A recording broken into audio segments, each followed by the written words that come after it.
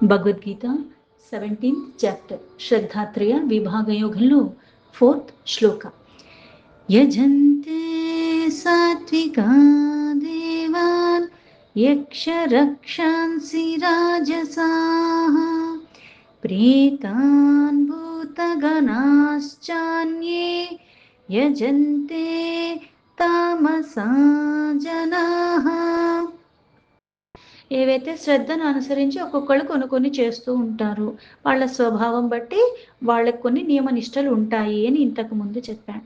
అయితే ఇప్పుడు మళ్ళీ ముఖ్యంగా కొంతమంది కొన్ని కోరికలకి తగ్గట్టుగా, కొన్ని స్వభావాలకి తగ్గట్టుగా, కొన్ని ఉపాయాల ద్వారా పరమాత్మని ఆశ్రయించటమే సర్వులు చేసేదైనప్పటికీ కూడా వాళ్ళ స్వభావం బట్టి దేన్ని పూజిస్తున్నారన్నది మార్పులతో ఉంటుందన్నది ఇక్కడ చెప్పటం. అందుకే యజంతే. యజంతే అంటే ఎవరైతే పూజిస్తున్నారో, ఈ ఎవరైతే పూజిస్తున్నారో దేన్ని పూజిస్తున్నారు? సాత్విక దేవాన్ అంటే సాత్విక స్వభావం ఉన్నవాళ్ళు దేవతల్ని ఆరాధిస్తున్నారు. ఈ దేవతలు అన్నవాడు సామాన్యంగా మనం చూసేవాళ్ళు. అంటే నాకున్నది సాత్విక భావన, నేను ఆరాధించేది కూడా సాత్విక భావన అయిన వాళ్ళే, అందుకే దేవతలు. ఈ సాత్విక భావన ఉన్నవాళ్ళు ఆ సాత్విక మూర్తుల్ని ఆరాధిస్తూ ఉంటారు. ఈ భావన కాకుండా ఇతర భావాలు ఉన్నవాళ్ళు యక్ష రక్షాంసి రాజసాహ, రాజస స్వభావం ఉన్నవాళ్ళు యక్షుల్ని, రాక్షసుల్ని వాళ్ళు పూజిస్తారు. అలాగే రాజస అన్నది ఏంటి అంటే వాళ్ళకి కొంచెం దర్పం ఎక్కువ, పైగా గొప్పలకి పోవాలని చేస్తూ ఉంటారు. ఇది నాకు కావాలి, అది కావాలి అంటే ఇటువంటి ఎక్కువ కోరికలు ఉన్న కారణంగా దానికి తగ్గట్టుగా సంపదలు కావాలి కాబట్టి అటువంటి వాళ్ళు, అటువంటి గుణాలు ఉన్న స్వభావం కారణంగా అటువంటి వాటిని వాళ్ళు పూజిస్తూ ఉంటారు. అంటే ఇంద్రియాల భోగం కోసము, ఈ కోరికల కోసము. అయితే ఈ కోపము, ఈ ద్వేషం కొంతమంది మీద ఉండటం, వాటిని తొలగించుకోవటానికి కూడా ఈ రజోగుణ ప్రధానంగా ఉండేవాళ్ళు యక్ష రాక్షసుల్ని వీళ్ళు సంపదల కోసం, పదవుల కోసం, ఇటువంటి వాటి కోసం వాటిని పూజిస్తూ ఉంటారు. ప్రేతాన్ భూత గణాశ్చ అన్యే. అలాగే ఇక మిగిలింది ఎవరు అంటే తామసం. పైగా ఇక్కడ ప్రేత భూతాలు అని చెప్తున్నారు. అంటే మనకున్న స్వభావాల బట్టి నీకు తొందరగా రావాలి. తామసి అంటే ఏంటి? బద్ధకం బాగా ఉంటుంది. 4 రోజులు చేసే పని ఒక్క రోజులో అయిపోతే బాగుండు, ఎవరన్నా నా కోసం అది కూడా చేసేస్తే బాగుండు, తిండి కూడా ఇంకొకళ్ళు తినేస్తే బాగుండు, నాకు అక్కర్లేదు అన్నట్టుగా ఉంటారు. కానీ ఈ శరీరం మీద వాళ్ళకి ప్రీతి ఎక్కువ ఉంటుంది. దీనికి బాగా రెస్ట్ ఇవ్వాలి. అలాగే ఇది ఎక్కువ అలసిపోకూడదు, పైగా తొందరగా పని అయిపోవాలి, నేను కష్టపడకుండా పని అయిపోవాలి. ఇటువంటి లక్షణాలు ఉన్నవాళ్ళే తామసిలోకి వస్తారు. అయితే ఇక్కడ భూత ప్రేత, ఇక్కడ భూత ప్రేతాలు అంటే ఏంటి అంటే ఏవైతే భూత గణములు ఉన్నాయో, ఈ ప్రేతాలు ఉన్నాయో వాటిని వీళ్ళు పట్టుకుంటూ ఉంటారు. ఇంకా ఇతరం ఏవన్నా సరే, అంటే ఈ భూత ప్రేత గణాలు అలాగే ఇతరులు ఏమైనా ఇటువంటివేవి ఏవైతే సులభతరంగా వాళ్ళకి అన్నీ వచ్చేసేలాగా, అంటే కొన్ని ఎలా ఉంటాయంటే ఈ బలి ఇచ్చేస్తే అది వచ్చేస్తుంది, ఈ రక్తం ఇక్కడ ఇలా ఈ బలి రూపంలో ఇది సమర్పించేస్తే అది వచ్చేస్తుంది, ఇటువంటి భూత ప్రేతాలకి వాళ్ళు చేయొచ్చు. అంటే ఈ గణాలను ఏవైతే ఇంకా ఇటువంటివి ఉంటాయో యజంతే అని వాటిని పూజిస్తారు. తామస జనాహ, తామసి గుణములు ఉన్నవాళ్ళు. గుణం బట్టి ప్రధానంగా అటువంటి వాటిని వాళ్ళు ఎంచుకోవటం, అటువంటి వాటిని శ్రద్ధ కలిగి ఉన్న కారణంగా అటువంటి ఆరాధిస్తూ ఉంటారు. అందుకే జనాహ అంటే జనులు. శ్లోకానికి యథాతథ మీనింగ్ తీసుకుంటే యజంతే సాత్వికా దేవాన్ యక్ష రక్షాంసి రాజసాః ప్రీతాన్ భూతగణాశ్చాన్యే యజంతే తామసా జనాః. జనాలు సాత్వికులు దేవతలను ఆరాధిస్తారు, రాజస స్వభావం ఉన్నవాళ్ళు యక్ష రాక్షసుల్ని ఆరాధిస్తారు, తామస స్వభావం ఉన్నవాళ్ళు భూత ప్రేత గణముల్ని ఆరాధిస్తారు. ఇక్కడ మళ్ళీ పూజించేవాడు సర్వానికి మూలమైన వాడు ఒక్కడే అయినప్పుడు ఎలా అయితే మళ్ళీ లీలా విశారదుడైన పరమాత్ముడు అనేక అవతారాలు తీసుకున్నారు. సర్వము అయిందే. అంతర్ముఖ సమారాధ్య, బహిర్ముఖ సుదుర్లభ. బాహ్యానికి ఎన్ని ఎత్తుకున్నా అంత తొందరగా దొలకని వాడే పరమాత్మ. అయినప్పటికీ ఉన్నది పరమాత్మయే. కాకపోతే నా స్వభావం ఏదుందో ఇప్పుడు అందరికీ కొన్ని నచ్చుతాయా అంటే లేదు, కొంతమందికి నచ్చుతూ ఉంటాయి. ఎలా అయితే స్వీటే అయినప్పటికీ కూడా స్వీట్‌లో కూడా చాలా బాదుషా ఉంది, గులాబ్ జామున్ ఉంది, ఇంకొకటి ఉంది, ఇంకొకటి ఉంది. పైగా తినేది పాయసమే అందరికీ ఇష్టమైనప్పుడు కూడా బాగా తియ్యగా కొంతమందికి కావాలి. కొంతమందికి కమ్మగా ఉండాలి. కొంతమందికి నెయ్యి బాగా ఎక్కువెయ్యాలి. కొంతమందికి పప్పులు అందులో బాగా జీడిపప్పు ఇట్లాంటియన్నీ ఉండాలి. కొంతమంది పల్చగా ఉండాలి. కొంతమంది అంటే అదే పాయసం. రుచులు మారుతూ ఉన్నాయి. అలాగే మనుష్యులందరూ జ్ఞానేంద్రియ, కర్మేంద్రియతో ఉన్నప్పటికీ కూడా మళ్ళీ మనకి ఏవైతే స్వభావం ఉన్నదో ఆ స్వభావం బట్టి కొన్ని కొన్ని ఇష్టము, కొన్ని కొన్ని నియమాలు మనం పాటించగలము. కొన్ని మనం చెయ్యలేము. మనకెవరు చెప్పక్కర్లే. మనకి తెలుసు మనం ఏం చేయగలమో, ఏది మనకి ఇష్టమో. అందుకని దానికి తగ్గట్టుగా ఆ మార్గాన్ని కూడా మనం ఎంచుకుంటాము. అందుకే ఇక్కడ సాత్విక స్వభావం ఉన్నవాళ్ళు దేవతల్ని ఆరాధిస్తారు. ఈ దేవతల్ని ఆరాధిస్తారు అంటే ఏంటి? ఏదన్నా సరే కోరికతోనో, సకామతోనో నువ్వు మొదలు పెడుతూ ఉంటావు. ఒక కార్యం జరగాలనో, అందుకే ఏ కార్యమైనా సరే కారణం లేకుండా ఏదీ జరగదు. ఇది ఒక సూత్రము అంటారు.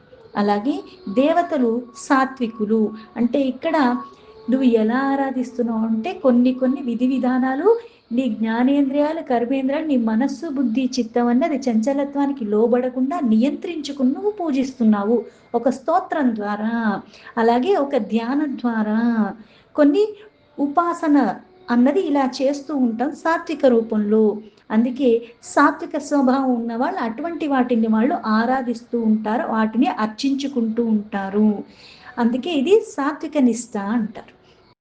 ఈ దేవతలు ఎలా అయితే మనకి కనిపించే ప్రత్యక్ష దైవం సూర్యుడు, చంద్రుడు మనకు కనిపించేవాళ్ళు. వీటిని చూస్తే ఆహ్లాదకరంగా పైగా జీవనానికి ఉపయోగపడేది.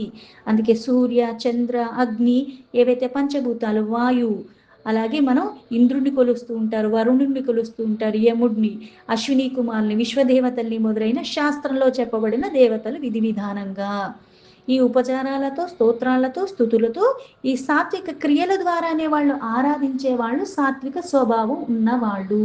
అందుకని వాటు సకామం నుంచి మెల్లమెల్లగా నిష్కామకు వెళ్ళిపోతాయి. అందుకే చంద్రాయన వ్రతం ఇవన్నీ కూడా ఉంటాయి. ఎలా అయితే చంద్రకళల్ని అనుసరించి ఒక్కొక్క ముద్ద పెంచుకుంటూ వెళ్ళటం, మళ్ళీ తర్వాత మళ్ళీ ఒక్కొక్క ముద్ద తగిలిగించుకుంటూ రావటము. ఇది పూర్ణ శుద్ధ స్వభావం కలిగిన వాళ్ళు, అంటే సాత్వికులు. అలాగే రాజస కలిగి ఉన్నవాళ్ళు ఎందుకు యక్ష రాక్షసుల్ని అంటే ఇక్కడ కుబేర, రాహు, కేతు ఇటువంటి గ్రహాల్ని పూజించుకోవటము. కుబేర అంటేనే సకల సంపదకి నిలవ అంటాం. అయితే ఇక్కడ ఈ రాజస గుణం ఉన్నప్పుడు ఏమవుతుంది అంటే నాకు కొన్ని కొన్ని కావాలి, అధికారం కావాలి, బలం కావాలి, అందరూ నన్ను పొగడాలి, ఇటువంటివన్నీ వాళ్ళకి ఉంటాయి కాబట్టి వాళ్ళు కష్టపడతారు. వాళ్ళకి జ్ఞానేంద్రియాలు, కర్మేంద్రియాలు ఉన్నాయి.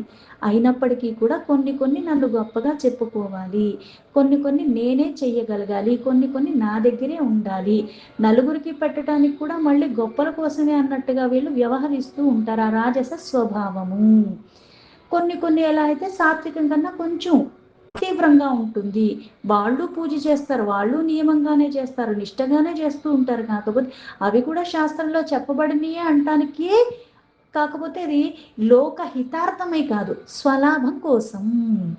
నాకిది కావాలి, నా కోరిక తీర్చుకోవటానికి వాళ్ళు ఉపాసనే చేసేది.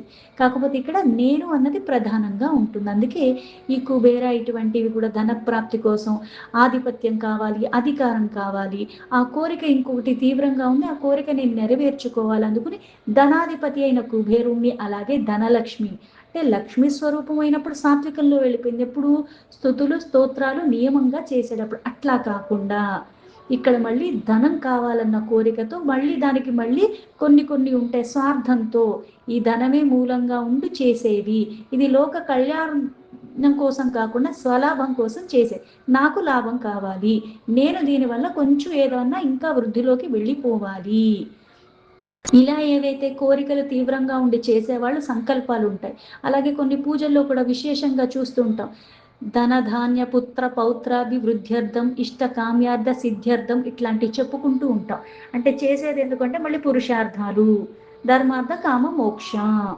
అంటే డబ్బు కావాలి, ధనం కావాలి, అలాగే ఈ ధనాన్ని మళ్ళీ నా బిడ్డలు, మళ్ళీ మునిమనవలు వీళ్ళందరూ కూడా అందరికీ వృద్ధి కావాలి, పైగా నేను ఏది కోరుకుంటే అది నాకు లభించాలి. ఇట్లా అన్ని చెప్పుకునే మనం సంకల్పాలతో కూడుకుని స్వార్థభావంతోనే ఆ వ్రతాలు, పూజలు కొన్ని నియమం 11 వారాలో, లేకపోతే 21 వారమో, లేకపోతే ఇన్ని వారాలు అనుకుంటూ కొన్ని చేస్తూ ఉంటాం. ఈ కోరికల కోసం ఏవైతే పూజిస్తూ ఉంటారో. అలాగే ఇక్కడ మళ్ళీ రాక్షస అంటే ఏమొస్తుందంటే నిజంగా రాక్షసులు పూజించడం అని కాదు. కొన్ని తీవ్రమైన స్వభావాలు కలిగి ఉన్నవి. ఎలా అయితే కాళి, చండి, భైరవి ఆ దేవతామూర్తుల్ని, గ్రామ దేవతల్ని, కోరికల్ని అనుసరించి ఇప్పుడు సర్వము పరమాత్మమయమైనప్పటికీ కూడా మళ్ళీ ఈ భేదభావం అన్నది ఉంటుంది కాబట్టి. ఎందుకంటే అక్కడ నువ్వు సాత్విక లేవు. రాజసలో ఉన్నావు. అందుకని నాకు బలం కావాలి. అందుకని నేను ఏది చెయ్యాలి అని వీళ్ళ ద్వారా అయితే నాకు సులభంగా వచ్చేస్తుందని కూడా దీనికి దానికి భేదం లేదన్న అక్కడ విచక్షణ కొంచెం కోల్పోతుంది. ఎందుకు వికారాలు కొంచెం జాస్తిగా ఉన్న కారణంగా. ఇటువంటి వాటిని పూజించుకోవటము. వాళ్ళలోనూ శ్రద్ధ ఉంటుంది. కాకపోతే ఇక్కడ స్వలాభం కోసము. ఆ లాభం అంత తీవ్రంగా ఉంటుంది. పైగా ఇప్పుడు నాకు లాభం కావాలి, ఇంకొకటి నాకన్నా వృద్ధిలోకి రాకూడదన్న కోరిక కూడా ఉంటుంది. అంటే వాళ్ళకి తక్కువగా ఉండాలి, నాకు లాభం ఎక్కువగా రావాలి. అంటే ఇతరులకి లాభం జరగకూడదన్నది కూడా కోరిక ఈ రాజస గుణంలో కూడా ఉంటుంది. అందుకని కొన్ని జంతు బలిలు ఇవ్వటాలు, అలాగే రక్తాలు ఇవ్వటాలు, నరబలులు ఇవ్వటాలు ఇట్లాంటివి కూడా కొంతమంది చేస్తూ ఉంటారు. అది కూడా రాజసలోకి వస్తుంది. అలాగే తామసీ గుణం.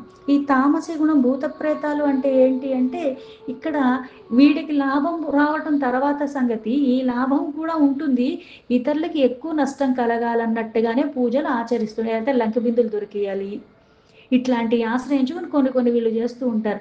స్వలాభము అలాగే ఇతరులకు కూడా నష్టం కలగాలి. నా లాభం వచ్చే క్రమంలో ఎవరికి ఏదైనా పర్వాలేదు, కానీ నాకు మాత్రం అమితంగా లాభం రావాలి. ఇతరుల్ని బాధ పెట్టడానికి వినియోగిస్తారు, వాళ్ళు నష్టపోవాలని వినియోగిస్తూ ఉంటారు. ఇలా తామసీ పూజలు చేస్తూ ఉంటారు. అంటే పూజ అయినప్పటికీ కూడా మళ్ళీ దాని విధానం మారిపోతుంది, దానికి వినియోగించే వస్తువు మారిపోతుంది, అలాగే నైవేద్యాలు మారిపోతూ ఉంటాయి, అది చేసే ప్రదేశాలు మారిపోతూ ఉంటాయి.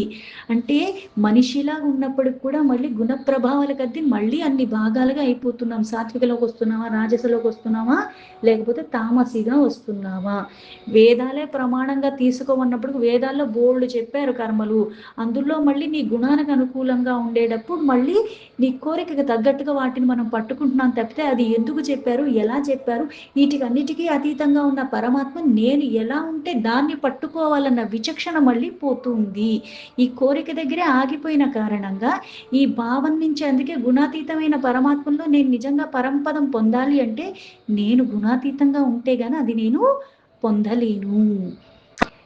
తామస ఉన్నా రాదు, రాజస ఉన్న తామస నుంచి రాజస వచ్చి, రాజస నుంచి సాత్విక వచ్చి అక్కడ ఉండిపోయినా నేను ఆ స్థితికి దీన్ని కూడా విడిచిపెట్టాలి. దీనికన్నా అది గొప్పగా అనిపిస్తుంది తప్పితే అదేవి నీకు పరమపదం ఇచ్చేది కాదు. ఈ మూడిట్లో నీకు ఏ గుణానికి లోబడిపోయినా సరే, మళ్ళీ నువ్వు ఎంత ఆరాటపడి ఉన్నా సరే, ఈ భక్తి అనన్యంగా లేకపోతే మళ్ళీ ఆ పరమ పదం అన్నది లభించదు. ఆ వాస్తవాన్ని గ్రహించాలి. అందుకే పూజ అయినప్పుడు కూడా, నివేదన అయినప్పుడు కూడా మళ్ళీ సాత్వికంగా ఒక రకంగా ఉంటుంది, రాజస ఒక రకంగా ఉంటుంది, తామస ఒక రకంగా ఉంటుంది. అన్నీ సాంప్రదాయబద్ధంగానే పైకి అనిపిస్తూ ఉంటాయి.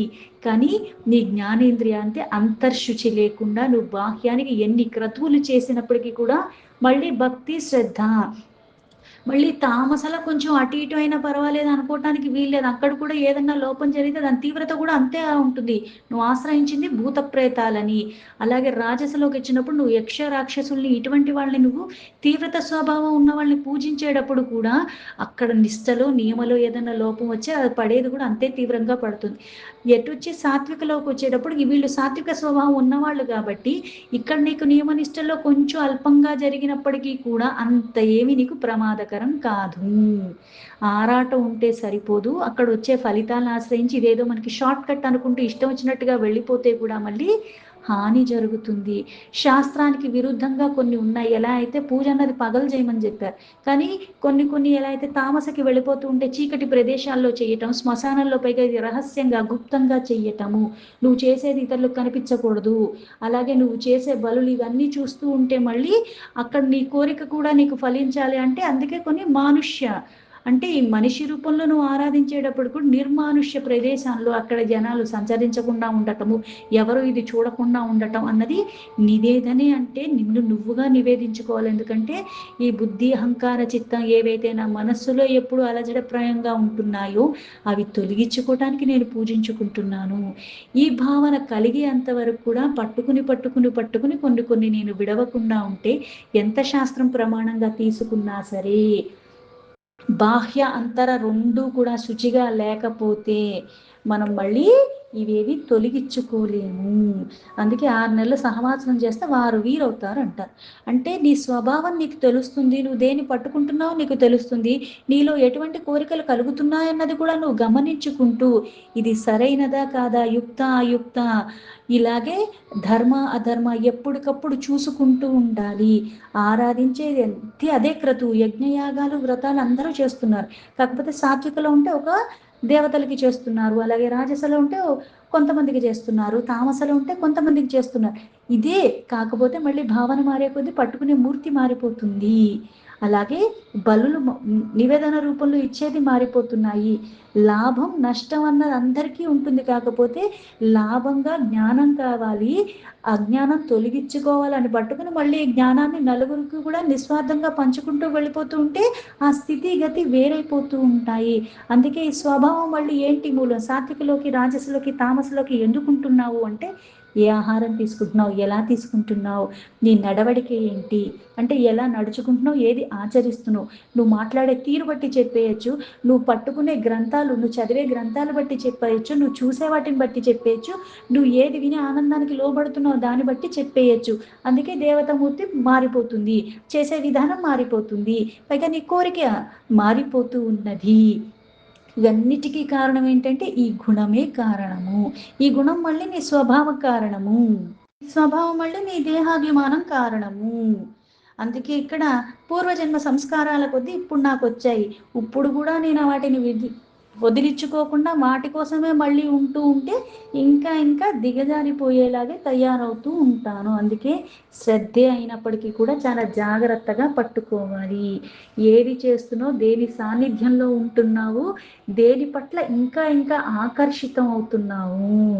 గుణమయంగా ఉండేటంటే, గుణాతీతంగా ఉండాలంటే మళ్ళీ పరమాత్మనే పట్టుకున్న, పరమాత్మ ఎప్పుడు పూర్ణంగానే ఉన్నాడు, పరమాత్మలో ఎప్పుడు లోపం లేదు. ఇప్పుడు యక్ష ఏదన్నా తీసుకో, ఏ మూర్తినన్నా తీసుకో, వాళ్ళు పూర్ణంగానే ఉన్నారు. ఎలా అయితే మెడికల్ షాప్కి వెళ్ళినప్పుడు నేను ఏ మెడిసిన్ కావాలంటే ఆ మెడిసిన్ ఇస్తాడు అంతే.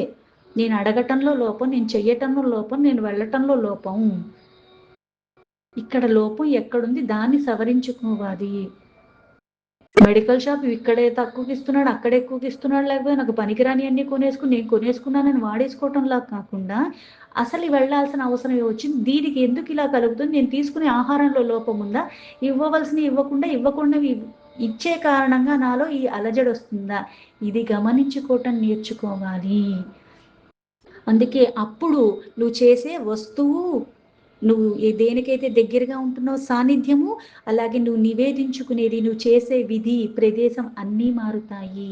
పూజ గదిలో చేస్తే పూజ, తర్వాత ఎలా పడితే అలా బ్రతకటం అన్నది అలవర్చుకున్న మనకి అది ఎప్పటికీ అర్థం కాదు. ఎక్కడున్నా సరే సర్వంతర్యామి, ఎప్పుడు సర్వవ్యాపిగా ఉన్నాడంటే అర్థం ఎక్కడన్నా ఉన్నది పరమాత్మే. ఆ మనిషి రూపంలో ఉన్నది పరమాత్మే, ఇంకో జీవి రూపంలో ఉన్నది పరమాత్మే. అందుకుని ఏది మాట్లాడుతున్నావు, ఏది వింటున్నావు, ఏది చూస్తున్నావు, ఎటువంటి భావనలు కలుగుతున్నాయి, ప్రతిదీ అనుక్షణం కూడా గమనించుకుంటూ ఉండాలి.